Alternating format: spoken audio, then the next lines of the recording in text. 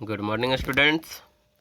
Last class में हम लोग देखे थे ऑपरेटिंग सिस्टम। क्या देखे थे? ऑपरेटिंग सिस्टम, और उसका थोड़ा डिटेल में समझने का कोशिश किए थे। और देखिए अभी क्या बोल रहा है। अभी ये इस पॉइंट को थोड़ा हम लोग समझते हैं। ठीक है, बोल रहा है where the hardware provide the basic computing resource, the application program routine define the way in which this resource are use to solve the computing problem of the user, and the operating system control and coordinate the use of hardware among the various application program for the various user। देखिए इसका क्या मतलब हुआ। मतलब जो हमारा hardware है या हमारे कंप्यूटर का जो हार्डवेयर है वो एक रिसोर्स हमें प्रोवाइड करता है कि आपके पास रैम है इतने स्पीड का, ठीक है, मतलब इतने कैपेसिटी का, जिसका क्लॉक साइकिल, वो क्लॉक साइकिल में उसका स्पीड काउंट किया जाता है। ठीक, और आपके पास प्रोसेसर है, हार्ड डिस्क है, सारा कुछ है, रिसोर्स है। लेकिन उस रिसोर्सेज का आप कैसे यूज करिएगा या तो आपको पता है नहीं।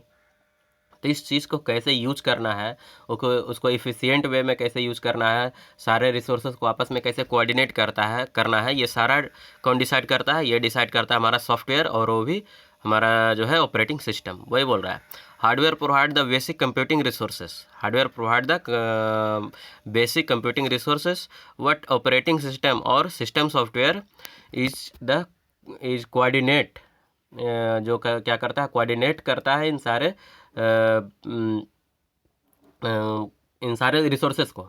ठीक है, इन सारे रिसोर्सेज को कोऑर्डिनेट करके इफ़िशियंट मैनर में वर्क करने के लिए हमें अवेलेबल करवाता है। तो ये हो गया हमारा हार्डवेयर और सॉफ्टवेयर का क्या मतलब रोल है हमारे डेली वर्क में। नेक्स्ट अब हम लोग देखते हैं ट्रांसलेटर। क्या है ट्रांसलेटर? इसी को बोलते हैं लैंग्वेज प्रोसेसर। क्या है ट्रांसलेटर, या इसी को बोलते हैं लैंग्वेज प्रोसेसर। तो ठीक है, कैमरा ऑफ करते हैं और देखते हैं क्या हमारा लैंग्वेज प्रोसेसर और ट्रांसलेटर हो रहा है। एज प्रोग्रामर तो हो रहा है program prefer to write their program in one of the high level language. देखिए एज ए प्रोग्रामर, या मान लिया आप ही कोई कंप्यूटर यूज कर रहे हैं, उसमें आपको कोई सॉफ्टवेयर डेवलप करना हो, कि ठीक है, कोई भी सॉफ्टवेयर डिजाइन करना हो, डेवलप करना हो, तो आप क्या प्रेफर करिए? मशीन लेवल लैंग्वेज में आप प्रोग्राम डिजाइन करिएगा क्या? डेवलप कर पाइएगा क्या? नहीं। क्यों? क्योंकि 0101 के फॉर्मेट में अगर आपको कोई प्रोग्राम लिखने बोले तो इतना कन्फ्यूजन होगा कि मत सोचिए। हम लोग को जो लैंग्वेज पहले से आता है, तो जैसे हम लोग को अगर इंग्लिश, बेसिक इंग्लिश आता है, तो हम लोग लिख सकते हैं प्लस। प्लस मीन्स क्या होता है? ऐड, सब्ट्रैक्ट, ये सारा कमांड दे सकते हैं। लेकिन अब इसी एडिशन को, सब्ट्रैक्शन को, एडिशन सब्ट्रैक्शन, ये सब के रिगार्डिंग अगर आपको बोले 01 के रूप में कोड करने, तो क्या बहुत ही ये तो मुश्किल हो जाएगा। तो ये बोल रहा है as programmer prefer to write their program in one of the high level language because it is much easier to code in such language. क्यों हाई लेवल लैंग्वेज हम लोग कोड करते हैं? क्योंकि हाई लेवल लैंग्वेज में code करना क्या होता है, बहुत ही आसान हो जाता है। However the computer does not understand any language other than its own machine language. जबकि कंप्यूटर जो है अपना मशीन लैंग्वेज, मतलब बाइनरी लैंग्वेज के अलावा कोई भी लैंग्वेज तो समझता नहीं है। फिर क्या है? तो प्रॉब्लम हो गया। जैसे कल ही बताए थे लास्ट क्लास में कि हम मान लिया यहाँ से चले गए गुजरात, चले गए महाराष्ट्र, चले गए कहीं भी, चले गए दूसरे ऐसे जगह पे जहाँ पर आपको वहाँ का लोकल लैंग्वेज नहीं आता है। अब आपको हिंदी आता है या ज़्यादा से ज़्यादा इंग्लिश आता है, अब आप क्या करिएगा? अब आपको मराठी में तो आता नहीं है, अब सामने वाले को कुछ समझाना है, अब क्या करिएगा?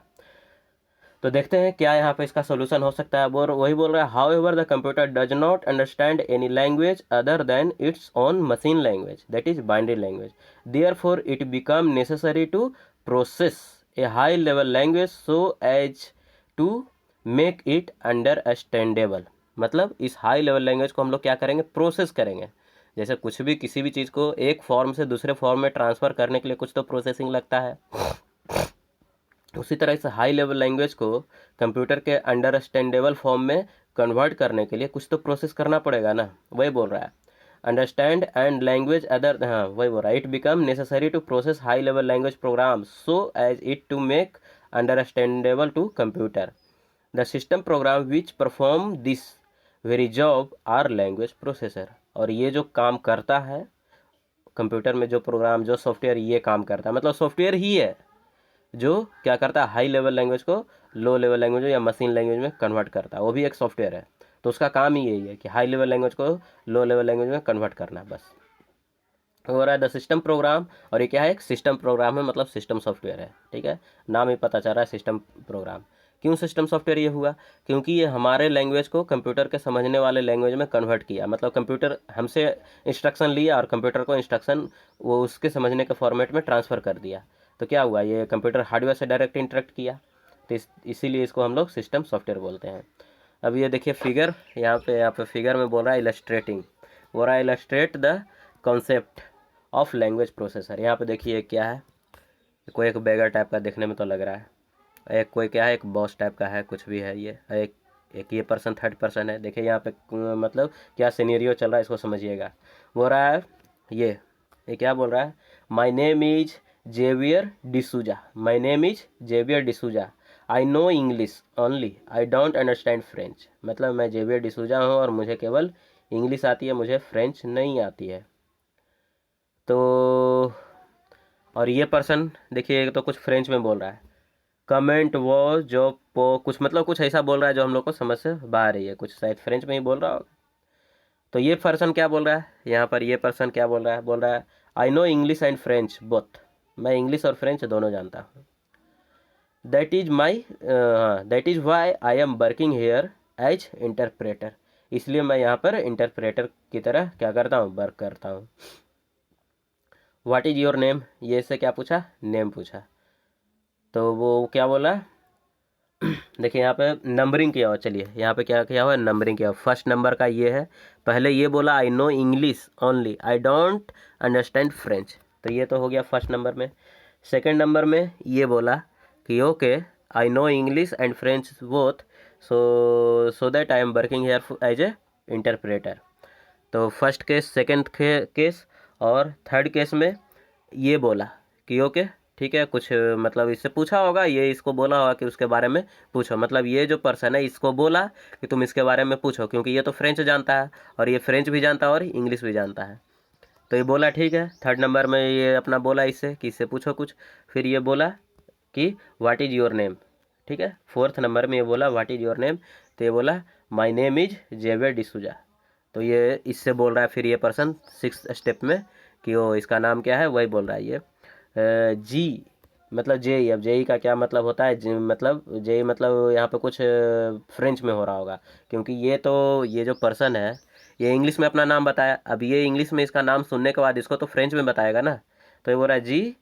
अब जी जेई का कुछ देखो फ्रेंच में कुछ होता है, इंग्लिश में भी नहीं पता मुझे और हिंदी में भी इसका कुछ पता नहीं है, जे जी का मतलब बोल रहा है इसका नाम, मतलब चलो ये हिंदी में हम लोग सिंपल समझ लेते हैं, ये इसको बता रहा है कि इसका नाम क्या है, जेवियर डिसूजा, ठीक है। तो ये तो एक समझ में आ गया कि अच्छा इस तरह से हम लोग कम्युनिकेट कर सकते हैं, अगर कोई थर्ड लैंग्वेज हम लोग नहीं जानते हैं तो भी कोई ऐसे पर्सन को पकड़ेंगे जो दोनों लैंग्वेज समझ सके। तो ये बहुत ही आसान सा कॉन्सेप्ट है। नेक्स्ट देखते हैं, देखिए ये क्या है, एक प्रोग्रामर है, ये क्या है, कंप्यूटर पे ये वर्क कर रहा है और ये क्या है, प्रोग्रामर है, ठीक है। ये पर्सन क्या है, एक प्रोग्रामर है और ये कंप्यूटर है। इस पे ये कोड लिख रहा है, जो कोड आपको मतलब इस तरह से फिगर में दिखाया जा रहा है, इस कीबोर्ड के हेल्प से इस पे कोड टाइप कर रहा है। क्या कोड टाइप किया है, if marks greater than equal to 50, मतलब अगर मार्क्स जो है, मार्क्स मतलब वो एग्जाम में जो मार्क्स आता है, वो अगर मार्क्स जो है ग्रेटर देन या 50 हो, मतलब अगर आपका नंबर जो है 50 हो या उससे ज़्यादा, 51 52 कुछ भी, तो ग्रेड कितना आना चाहिए, grade equal to P, grade कितना हो जाए, पी। इल्स, इफ़ का मतलब होता है अगर, अगर नहीं तो ये, ठीक है, ये या ये।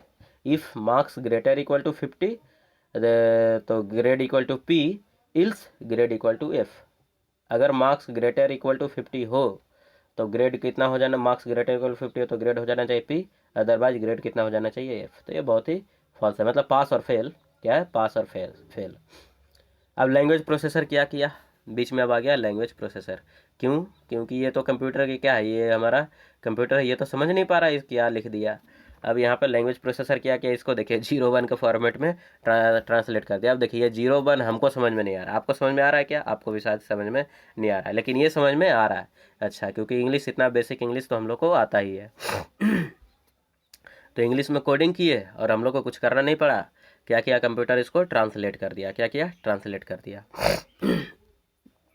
अब देखते हैं आगे, the language processor are given below. तो यहाँ पे लैंग्वेज प्रोसेसर बेसिकली जो है 3 टाइप के होते हैं। लैंग्वेज प्रोसेसर कितने टाइप के होते हैं? 3 टाइप के। कौन कौन सा? असेंबलर, इंटरप्रेटर और कंपाइलर। पता नहीं यहाँ पे तीनों बताया है कि नहीं आप लोग को? बताया है। तो असेंबलर, इंटरप्रेटर और कंपाइलर। देखिए असेंबलर क्या है, तो स्टार्टिंग में सबसे पहले आया था मशीन लैंग्वेज। क्या आया था? Machine language. और मशीन लैंग्वेज के बाद उससे थोड़ा सा एडवांस होने के बाद आया था असेंबली लैंग्वेज। क्या था? Assembly language. असेंबली लैंग्वेज में क्या करना होता है? असेंबली लैंग्वेज में मान लिया 2 नंबर को ऐड करना होता है, तो सिंपल लिखते हैं ए इक्वल टू समथिंग, या मान लिया इक्वल टू 4, ठीक है, बी इक्वल टू 5, और यहाँ पे क्या कर दिए? ऐड। क्या कर दिए? Add A comma B. क्या कर दिए? ऐड ए कॉमा बी, ठीक है। तो इसका क्या मतलब हुआ? ए और बी का जो भी वैल्यू है वो ऐड हो जाए। अब देखिए यहाँ पर और भी समझने वाली बात है कि ए और बी का वैल्यू ऐड हुआ तो स्टोर कहाँ हुआ? तो स्टोर हो जाता है ए में। स्टोर कहाँ हो जाता है? ए में। मतलब पहला जो ऑपरेटर या ऑपरेंड रहता है, सेकेंड, दोनों का ऐड होकर वैल्यू इसी में ऐड हो जाता है। ये होता है सिंपल सा बात। तो ये सब डिसाइड कौन करता है? ये सब डिसाइड करता है असेंबलर। कौन डिसाइड करता है? असेंबलर। तो वही बोल रहा है, this language processor convert the program written in assembly language into machine language. तो असेंबली लैंग्वेज आया था, मतलब मशीन लेवल लैंग्वेज के बाद या लो लेवल लैंग्वेज के बाद क्या आया था? एक असेंबली लैंग्वेज। तो असेंबली लैंग्वेज को भी हम लोग लो लेवल लैंग्वेज ही बोलेंगे। मशीन लैंग्वेज तो नहीं है, लेकिन ये लो लेवल लैंग्वेज है, हाई लेवल लैंग्वेज नहीं है। मतलब लैंग्वेज जो है बेसिकली 2 पार्ट में डिवाइडेड है, लो लेवल लैंग्वेज और हाई लेवल लैंग्वेज। और मशीन लैंग्वेज तो एक है ही हमारा जो लो लेवल लैंग्वेज ही है, लेकिन लो लेवल लैंग्वेज का 2 है, एक मशीन लैंग्वेज और एक असेंबली लैंग्वेज। तो असेंबली लैंग्वेज है, मशीन लैंग्वेज है जो 0-1 में वर्क करता है। और असेंबली लैंग्वेज को जो ट्रांसलेट करता है मशीन लैंग्वेज में, उसको बोलते हैं असेंबलर। क्या बोलते हैं? असेंबलर। और क्या है? एक इंटरप्रेटर। क्या है? इंटरप्रेटर। तो इंटरप्रेटर है, इसके बाद कंपाइलर है, इसके बाद कंपाइलर है, ठीक है। तो कंपाइलर और इंटरप्रेटर ये दोनों क्या करता है? ये दोनों का दोनों हाई लेवल लैंग्वेज को मशीन लैंग्वेज में या फिर हाई लेवल लैंग्वेज को लो लेवल लैंग्वेज में कन्वर्ट करता है।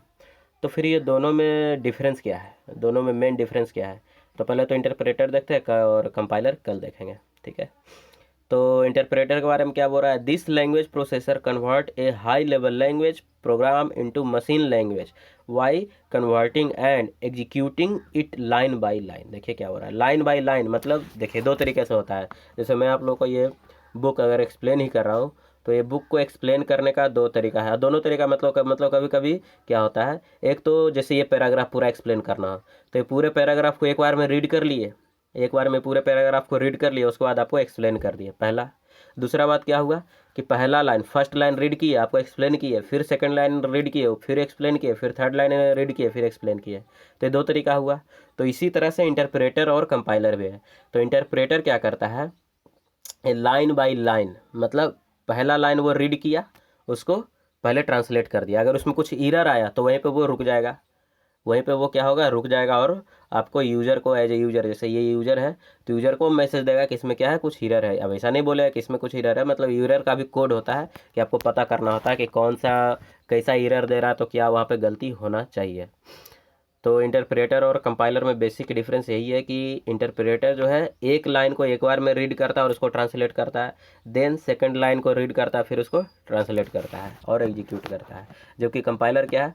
पूरे लाइन को, अगर मान लिया 10 लाइन का एक प्रोग्राम बनाए तो पूरे प्रोग्राम को एक बार में रीड करेगा और फिर पूरे को एक बार में ट्रांसलेट करेगा। तो ये मेन डिफरेंस है। वही बोल रहा है, high level language into machine language while converting and executing it line by line. If there is any error in any line, it report it at the same time and program execution cannot resume until the error is rectified. मतलब और हमारा जो executing, मतलब programme जो execute हो रहा था, translate हो रहा था, तो ट्रांसलेशन होने का काम, एग्जीक्यूशन होने का काम तब तक वापस से रिज्यूम नहीं होता, दोबारा स्टार्ट नहीं होता, जब तक कि उस एरर को रेक्टिफाई नहीं कर लिया जाता, उस एरर को सोल्व नहीं कर लिया जाता। तो ये हो गया हमारे इंटरप्रेटर का। नेक्स्ट हमारा रहेगा कंपाइलर, जो हम अगले क्लास में देखेंगे। तो अब आ जाता है होमवर्क का पार्ट। होमवर्क में क्या है? वही सेम, वीडियो को रिवाइज कर लेना है, नोट्स बनाना है और इम्पोर्टेंट पॉइंट्स को याद करते चलना है। तो आज के लिए इतना ही रहने देते हैं, बाकी हम लोग कल मिलते हैं। तब तक के लिए बाय।